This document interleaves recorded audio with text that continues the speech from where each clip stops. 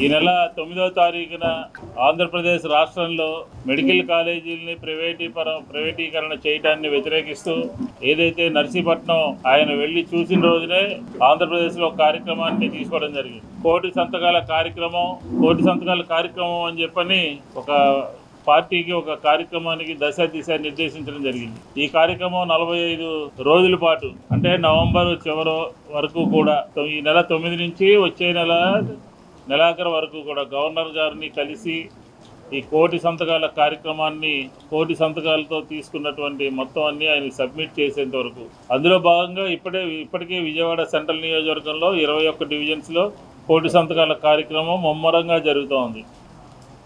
Party యంత్రాంగం అంతా కూడా ప్రతిరోజు కూడా రోడ్డు మీదకి వచ్చి పార్టీ ఆదేశించినటువంటి కోటి సంతకాలని సేకరిస్తూ ఉన్నారు. ప్రజల దగ్గర నుంచి విశేషమైనటువంటి మద్దతు వస్తుంది, సంపూర్ణమైనటువంటి మద్దతు వస్తుంది. పార్టీ తీసుకున్నటువంటి నిర్ణయాన్ని వారందరూ కూడా పూర్తిగా సమర్థిస్తూ ఉన్నారు. ఇందులో భాగంగానే ఈ నెల 28వ తారీఖున ప్రతి నియోజకవర్గంలోనూ కూడా ఏదైతే ర్యాలీలు నిర్వహించమని చెప్పని జగన్మోహన్ రెడ్డి గారు ఆదేశించారో దానికి తగ్గట్టుగా విజయవాడ సెంట్రల్ నియోజకవర్గంలో 21 డివిజన్స్లో ఉన్నటువంటి పార్టీ యంత్రాంగం కానీ, ప్రజలు కానీ, వైద్య విద్యార్థులు కానీ, ఇతర అన్ని రకాలకు సంబంధించినటువంటి ప్రజా సంఘాలు కానీ, మనకున్నటువంటి అనుబంధ సంస్థలు కానీ, పార్టీ యంత్రాంగం మొత్తం కూడా ఆ రోజు ధర్నా చౌక్ దగ్గర నుంచి ఉదయం 9 గంటల ప్రాంతంలో ప్రారంభమయ్యి అక్కడి నుంచి ఎంఆర్ఓ గారి ఆఫీస్, గాంధీనగరం ఎంఆర్ఓ గారి ఆఫీస్కి వెళ్ళి కలిసి రిప్రజెంటేషన్ ఇవ్వడం జరుగుతుంది. దీని యొక్క ముఖ్య ఉద్దేశం ఏంటంటే ఈరోజు పోస్టర్ రిలీజ్ చేసాం. మనం అందరం కూడా కలిసి ప్రజలకి తెలియజేస్తూ ఉన్నాం. మీరు కూడా భాగస్వాములు కావాలి అని చెప్పని కోరుతా ఉన్నాం.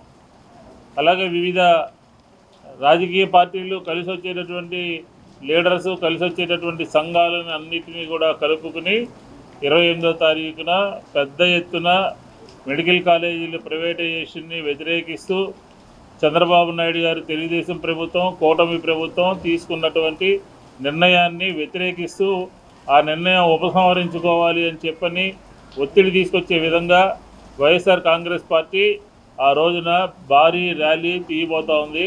ఇందులో అందరూ పాల్గొనాలని చెప్పని కోరుతాం. ఏంటి అసలు ఈ మెడికల్ కాలేజీల వ్యవహారం ఆంధ్రప్రదేశ్లో ఏంటి అని చెప్పని అడిగితే, ఆంధ్రప్రదేశ్లో 2019 నుంచి 24 వరకు జగన్మోహన్ రెడ్డి గారి నాయకత్వంలో పనిచేసినటువంటి సందర్భంలో మెడికల్ కాలేజీలని 17 మెడికల్ కాలేజీలు తీసుకొస్తే 7 మెడికల్ కాలేజీలని జగన్మోహన్ రెడ్డి గారి హయాంలోనే పూర్తయితే 10 మెడికల్ కాలేజీలు ఉన్నాయి. ఆ 10 మెడికల్ కాలేజీలు సంబంధించి 5,000 కోట్ల రూపాయలతో పూర్తి చేసేటటువంటి పరిస్థితి ఉన్నది అని చెప్పని దానికి కావాల్సినటువంటి ఏర్పాట్లన్నింటినీ కూడా గత ప్రభుత్వము జగన్మోహన్ రెడ్డి గారి ప్రభుత్వంలోనే అన్నీ కూడా తీసుకోవడం జరిగింది. దాదాపుగా 800 నుంచి 1000 మంది వైద్య విద్యార్థులు ఆ 5 మెడికల్ కాలేజీల్లో కూడా చదువుకుంటున్నటువంటి పరిస్థితి చూసాం. కానీ చంద్రబాబు నాయుడు గారి ప్రభుత్వం మారిన వెంటనే, చంద్రబాబు నాయుడు గారి ప్రభుత్వం వచ్చినటువంటి వెంటనే ఈ మెడికల్ కాలేజీలన్నింటినీ కూడా ఆపేయాలి అని చెప్పని ఒక ప్రజా వ్యతిరేకమైనటువంటి నిర్ణయాన్ని తీసుకోవడం జరిగింది. ఈ ప్రజా వ్యతిరేక నిర్ణయం అంటే ఇది తల్లిదండ్రులు వైద్య విద్య చదువుకోవాలని కోరుకునేటటువంటి వారు, అలాగే ఆ మెడికల్ కాలేజీల్లో ఉన్నటువంటి ఆ చుట్టుపక్కల ప్రాంతాలకు సంబంధించినటువంటి టీచింగ్ హాస్పిటల్కి వచ్చి వారందరూ ఉచితంగా వైద్యాన్ని చేయించుకోవాలని కోరుకునేటటువంటి ప్రజలందరికీ కూడా శరాఘాతంగా మారిపోయింది. దాన్ని వ్యతిరేకిస్తూనే జగన్మోహన్ రెడ్డి గారు ఈ 9వ తారీఖు నుంచి నవంబర్ ఎండింగ్ వరకు కూడా ఒక కార్యాచరణ ప్రణాళికని రూపొందించుకోవడం జరిగింది. అందులో భాగంగానే ఈ రాష్ట్రంలో వైద్యం గురించి మాట్లాడితే రాజశేఖర రెడ్డి గారి పేరు గుర్తొస్తుంది, ఆరోగ్యశ్రీ అని చెప్పాను. వైద్యం గురించి మాట్లాడితే కరోనా సందర్భంలో ఏ రకంగా వైద్యాన్ని అందించారు, ఏ రకంగా నాడు నేడులో ప్రభుత్వ హాస్పిటల్స్ని తీసుకొచ్చారు, ఏ రకంగా ఈ మెడికల్ కాలేజెస్ని తీసుకొచ్చి 7 పూర్తి చేసి 10 ఒక వివిధ స్టేజెస్లో ఏ రకంగా తీసుకున్నారో మనందరికీ కూడా తెలుసు. కాబట్టి రాజశేఖర రెడ్డి గారి పేరు ఉండకుండా ఉండాలి అనంటే ఆరోగ్యశ్రీని రద్దు చేయాలి. ఆరోగ్యశ్రీ తీసేస్తే రాజశేఖర గారి పేరు ప్రజల్లో ఉండదు. అలాగే జగన్మోహన్ రెడ్డి గారి పేరు వినపడకుండా ఉండాలి అనంటే ఈ మెడికల్ కాలేజీలని ప్రైవేటు వ్యక్తులకు ఇచ్చేయాలి. ఈ 10 మెడికల్ కాలేజీలని వివిధ సంస్థలకి, వారికి సంబంధించినటువంటి పెట్టుబడిదారులు, వారికి సంబంధించినటువంటి తాబేదారులకి కట్టబెట్టేటటువంటి ప్రయత్నం చేస్తూ ప్రైవేటైజేషన్ మూలంగా ప్రభుత్వ పరంగా ఉండేటటువంటి మెడికల్ కాలేజీల కన్నా ప్రైవేటైజేషన్ చేస్తే ఎక్కువ సీట్లు వస్తాయని, తక్కువ ఫీజులు ఉంటాయని ప్రజల్ని నమ్మించేటటువంటి ప్రయత్నం చేస్తూ ఉంది తెలుగుదేశం ప్రభుత్వం, కూటమి ప్రభుత్వం. ఇది పూర్తిగా అవాస్తవము, ఇది పూర్తిగా అన్యాయము. అందుకనే ఈరోజు ఒక 2 నెలల పాటు ఒక కార్యాచరణ ప్రణాళికని ప్రభుత్వం మీద ఒక ఉద్యమాన్ని తీసుకొచ్చినటువంటి వైఎస్ఆర్ కాంగ్రెస్ పార్టీ ఆదేశానుసారం రేపు 28వ తారీఖున పెద్ద ఎత్తున ర్యాలీలు చేస్తూ ఉన్నాం. ఏనాడైనా తెలుగుదేశం ప్రభుత్వ హయాంలో కానీ, కూటమి ప్రభుత్వ హయాంలో కానీ ఈ రకమైనటువంటి వైద్య గురించి ఆలోచన చేసినటువంటి సందర్భం ఏదైనా ఉన్నదా అని చెప్పని అడుగుతాను. ఈరోజు ఆరోగ్యశ్రీకి సంబంధించినటువంటి నెట్వర్క్ హాస్పిటల్స్ మాకు 3,400 కోట్ల రూపాయలు బిల్లులు ఇవ్వాలి, మేము వైద్యం చేయడానికి సిద్ధంగా ఉన్నాము, మాకు ఆ బిల్లులు చెల్లించండి అని అంటే ఈ ప్రభుత్వము తనకి నచ్చినటువంటి వారికి 2014-19 మధ్య పనిచేసినటువంటి వారికి బిల్లులు ఇచ్చారు, లేకపోతే వాళ్ళకు కావాల్సినటువంటి కాంట్రాక్టులకి బిల్లులు చెల్లించారు. కానీ ఈరోజు ఉదాహరణకి విజయవాడలో ఒక 1000 మంది ప్రతిరోజు కూడా వెళ్ళి అక్కడ హాస్పిటల్లో ఆరోగ్యశ్రీ ద్వారా ఉచితంగా వైద్యం చేయించుకుంటారు. అలాంటి వారందరికీ కూడా హాస్పిటల్ పాలైపోయారు, చికిత్స అందట్లేదు. ఆరోగ్యశ్రీ హాస్పిటల్స్ రోడ్డు మీదకి వచ్చి మాకు జీతాలు, మాకు డబ్బులు చెల్లించండి అని చెప్పి ధర్నా చౌక్లో ధర్నా చేస్తున్నారు. అంటే వైద్యం పట్ల ఈ ప్రభుత్వానికి, అంటే ఒక పేరు పెడితే, ఆరోగ్యశ్రీ అని పేరు పెడితే రాజశేఖర గారు తీసుకొస్తే దాన్ని ఎత్తేస్తారా? దాన్ని ఎత్తేటటువంటి పరిస్థితేనా మీ వల్ల అవుతుందా? ఎందుకని మీరు బిల్లులు చెల్లించట్లేదు? ఎందుకని ఈ రాష్ట్రంలో ఉన్నటువంటి నెట్వర్క్ హాస్పిటల్స్ అన్నీ కూడా, ఉదాహరణకు విజయవాడలో 60 హాస్పిటల్స్ ఉంటే ఆ 60 హాస్పిటల్స్లో కూడా నెల 15 రోజుల నుంచి కూడా పనిచేయనటువంటి పరిస్థితి అయితే ఈరోజు ఖచ్చితంగా కనపడతా ఉంది. ఇలాంటి ప్రజల పక్షాన, ఇలాంటి ప్రజా వ్యతిరేక నిర్ణయాలు తీసుకున్నటువంటి తెలుగుదేశం వ్యతిరేకంగా, కూటమికి వ్యతిరేకంగా ఖచ్చితంగా వైఎస్ఆర్ కాంగ్రెస్ పార్టీ వివిధ దశల్లో పోరాటం చేసే కార్యక్రమాన్ని జగన్మోహన్ రెడ్డి గారి యొక్క ఆలోచన మేరకు, జగన్మోహన్ రెడ్డి గారి యొక్క ఆదేశం మేరకు ఈ కార్యక్రమాలని తీసుకుంటున్నాము. ఈరోజు 28వ తారీఖు కార్యక్రమాన్ని జయప్రదం చేయాలి అని చెప్పని నిన్నే ఆయన పత్రికా విలేకరుల సమావేశం పెట్టి రాష్ట్రంలో ఉన్నటువంటి వైఎస్ఆర్ కాంగ్రెస్ పార్టీ శ్రేణులన్నింటినీ కూడా కోరడం జరిగింది. కాబట్టి ఆయన ఆదేశానుసారం ఖచ్చితంగా ఈ ప్రభుత్వం మీద ర్యాలీ ద్వారా నిరసనని తెలియజేసే కార్యక్రమం తీసుకోవాలి. అదే వైఎస్ఆర్ కాంగ్రెస్ పార్టీ ఈరోజు పత్రికా విలేకరుల సమావేశం కానీ, ఈరోజు పోస్టర్ రిలీజ్ కానీ దానికి సంబంధించింది. ఈరోజు రాష్ట్రంలో ఉన్నటువంటి ప్రభుత్వం ఏం చేస్తూ ఉంది? ఈరోజు రాష్ట్రంలో ఉన్నటువంటి ప్రభుత్వము ఏ రకంగా ఫెయిల్ అయిందో, రాష్ట్రంలో ఉన్నటువంటి ప్రభుత్వం ఏ రకంగా ప్రజా వ్యతిరేకతను ఎదుర్కొంటుందో నిన్నే జగన్మోహన్ రెడ్డి గారు 4 పాయింట్లు చెప్పారు. ఆ 4 పాయింట్లకి ఈ రాష్ట్రంలో ఉన్నటువంటి క్యాబినెట్లో ఉన్నటువంటి మంత్రులు కానీ, ఎమ్మెల్యేలు కానీ, ఎంపీలు కానీ ఆయన అడిగినటువంటి దానికి సమాధానం చెప్పేటటువంటి సత్తా ఉన్నటువంటి మంత్రి కానీ, ఎమ్మెల్యే కానీ, ఎంపీ కానీ ఎవరైనా ఉన్నారా అని చెప్పి ఈ సందర్భంగా నేను అడుగుతా ఉన్నాను. జగన్మోహన్ రెడ్డి గారు నేను ప్రెస్ కాన్ఫరెన్స్ పెట్టారో లేదో, రెవెన్యూ మినిస్టర్ వచ్చి ఏదో పిచ్చి పిచ్చిగా మాట్లాడుతూ ఉన్నాడు, కొల్లి రవీంద్ర వచ్చి ఏదో పిచ్చి పిచ్చిగా మాట్లాడుతూ ఉన్నాడు. మేము అడిగినటువంటి ప్రశ్నలు ఏంటి, మీరు చెబుతున్నటువంటి సమాధానం ఏంటి? మీరు 24 గంటలు చంద్రబాబుతోనూ లోకేష్తోనూ మంత్రులందరూ కూడా తిట్లు తినడానికే సరిపోతూ ఉంది.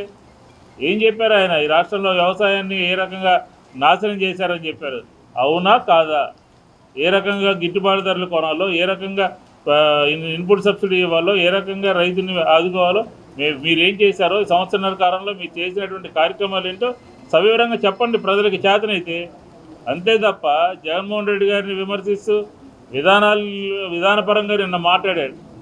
గూగుల్కి సంబంధించినటువంటి దాంట్లో ఏ రకంగా ఈ ప్రభుత్వము మోసం చేస్తుందో, ఏ రకంగా ఈ ప్రభుత్వము సంవత్సరన్నర కాలంలో ప్రజలకి మభ్యపెట్టేటటువంటి ప్రయత్నం చేస్తుందో సవివరంగా చెప్పాడు. ఎప్పుడు గూగుల్ తీసుకున్నారు, ఎప్పుడు సింగపూర్ నుంచి అగ్రిమెంట్ వచ్చింది, ఎప్పుడు నోటీస్ వచ్చింది, ఎప్పుడు శంకుస్థాపన చేశాడు, ఎంత పొలం ఇచ్చారు ఏంటని వివరంగా చెప్పాడు. దాని మీద మాట్లాడండి. రైతాంగం గురించి మాట్లాడండి. ఉద్యోగస్తులకి డిఏ ఇవ్వలేదు, ఆ డిఏ సంబంధించినటువంటి మోసం చేశారు. ఆ జీవో ఇష్యూలో రిటైర్ అయినప్పుడు డిఏ ఇవ్వాలని చెప్పని దాంట్లో పంపించారు జీవోలో. ఇంతకన్నా పచ్చి మోసం ఉంటుందా? కాబట్టి ఖచ్చితంగా జగన్మోహన్ రెడ్డి గారి యొక్క ప్రెస్ కాన్ఫరెన్స్కి ధీటుగా సమాధానం చెప్పేటటువంటి పార్టీ కూడా ఆంధ్రప్రదేశ్లో లేకుండా పోయిందని చెప్పని కూడా ఈ సందర్భంగా అడుగుతా ఉన్నాం. కాబట్టి ఖచ్చితంగా 28వ తారీఖు జరిగేటటువంటి ర్యాలీని జయప్రదం చేయాలి, అందరూ పాల్గొనాలి. ప్రతి డివిజన్ నుంచి కూడా ప్రతి ఒక్కళ్ళు కూడా ఈ కార్యక్రమంలో భాగస్వాములు కావాలి అని చెప్పని కోరుకుంటూ వైఎస్ఆర్ కాంగ్రెస్ పార్టీ ఈ నెల 28వ తారీఖున చేపట్టేటటువంటి ర్యాలీని జయప్రదం చేయాలి అని చెప్పి ఈ సందర్భంగా కోరుతా ఉన్నాను. ఈరోజు మా నాయకుడు జగన్మోహన్ రెడ్డి గారు ఏదైతే కోటి సంతకాల సేకరణ పిలిపించారో మరి దానిలో భాగంగా రేపు 28వ తారీఖున జరిగేటువంటి ర్యాలీ సంబంధించినటువంటి విషయాలు పెద్దలు మాజీ ఎమ్మెల్యే విష్ణు గారు చెప్పారు. ఈ రోజున మేము ఒకటే అడుగుతూ ఉన్నాం, 16 నెలల కాలంలో ఈ ప్రభుత్వం వచ్చిన తర్వాత ఎవరికి మేలు చేశారనేటువంటిది మీరే ఆత్మవిమర్శనం చేసుకోవాలా. ఎందుకంటే ఏ రంగంలో కూడా ఈ ప్రభుత్వం వచ్చిన తర్వాత మాకు న్యాయం జరిగిందనేటువంటి కార్యక్రమాల్లో కూడా ఎవ్వరూ కూడా సంతోషంగా లేరు అనేటువంటిది తేటతెల్లమవుతా ఉంది. దానికి ఉదాహరణే కోటి సంతకాల్లో భాగంగా మేము ప్రజల దగ్గరికి వెళ్ళినప్పుడు ప్రతి ఒక్కళ్ళు కూడా చెప్పేటువంటి మాట ఏంటి అని అంటే, ఓటు వేసి ఎంత తప్పు చేశాము అనేటువంటి కార్యక్రమాలు ప్రజలు మాకు వివరిస్తున్నారనంటే మీ పరిపాలన ఎలా ఉందో మీరు అందరూ కూడా ఒకసారి మననం చేసుకోండి. ఎందుకంటే మాజీ నాయకుడు జగన్మోహన్ రెడ్డి గారు ఏవైతే మెడికల్ కాలేజీలు తీసుకొచ్చినటువంటి దాన్ని మీరు మసి ఊసి మారేడుగా చేయాలని చూశారు. కానీ అది ఎక్కడ దాగుతుంది చెప్పండి? అబాసు పాలైనటువంటి మీ మంత్రులు కానివ్వండి, మీ కూటమి పరిపాలన కానివ్వండి, ఈ రోజున మొహం ఎక్కడ పెట్టుకుంటున్నారండి? 17 మెడికల్ కాలేజీలు తీసుకొచ్చి వివరంగా చూపిస్తూ ఉన్నా కూడా మంత్రులు మాట్లాడుతున్నారంటే అసలు పరిపాలన మీద మీకు ధ్యాస ఉందా అని అడుగుతూ ఉన్నాం. పరిపాలన చేయాలి, మెడికల్ కాలేజీలు ఏవైతే ఉన్నాయో అవన్నీ కూడా తీసుకొని వచ్చి ఆంధ్ర రాష్ట్రంలో ఉన్నటువంటి ఎవరైతే మెడికల్ విద్యార్థులు ఉంటారో వాళ్ళందరికీ కూడా మెడికల్ అభ్యసించేటువంటి విద్యార్థులందరికీ న్యాయం చేసేటువంటి పరిపాలన మీరు చేస్తున్నారా అని అడుగుతూ ఉన్నాం. ప్రతిదీ కూడా ప్రైవేట్ అంటే ప్రైవేట్ వ్యక్తులు కట్టబెట్టినట్టు మాత్రాన రాష్ట్రంలో విద్యార్థులందరి భవిష్యత్తు ఏమవుతుందని అడుగుతూ ఉన్నాం. ఈ రోజున ప్రతి ఒక్క విద్యార్థిని కూడా ఈ రోజున లాస్ అవుతున్నటువంటి పరిస్థితులు. అలాగే నిజంగా ఇంకొక దౌర్భాగ్యమైన విషయం ఏంటంటే ఈరోజు వచ్చినటువంటి జీవోలు కూడా వెనక్కి పంపించేటువంటి నాయకుడు విజనున్న నాయకుడు, మళ్ళీ మామూలు నాయకుడు కూడా కదా ఆయన. విజనున్న నాయకుడు ఎవరయ్యా అంటే చంద్రబాబు నాయుడు గారు. జీవోలు తారుమారు చేస్తారు, ఆ జీవోలు రాలేదని చెప్తారు. అంటే అనుకూలం వీళ్ళకి ఏదున్నా కూడా అనుకూలంగా చేసుకునేటువంటి కార్యక్రమాలే తప్ప ఎక్కడా కూడా ప్రజలకు కానివ్వండి, విద్యార్థులకు కానివ్వండి, రైతులకు కానివ్వండి ఒక భరోసా ఇచ్చేటువంటి కాలంలో ఈ 15 నెలల కాలంలో ఎక్కడ కూడా జరగల.